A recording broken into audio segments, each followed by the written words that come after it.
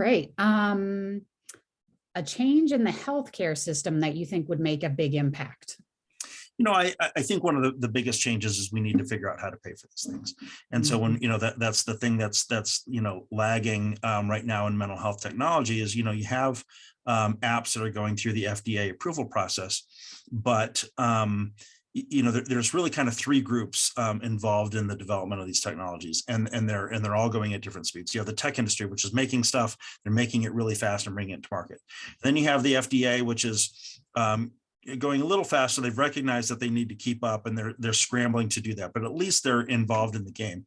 And then you have the policymakers and the feds who determine what can get billed for, and and what are going to be the reimbursement mechanisms and codes and payers and payers and all that. And that's where we're lagging behind.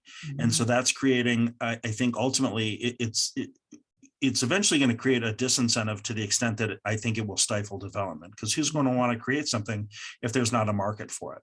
And yeah, go ahead. Yeah, no, go ahead. Oh, I was just going to say, such a good point, because, the FDA, of course, relies on research, and research is very slow and technology is very fast.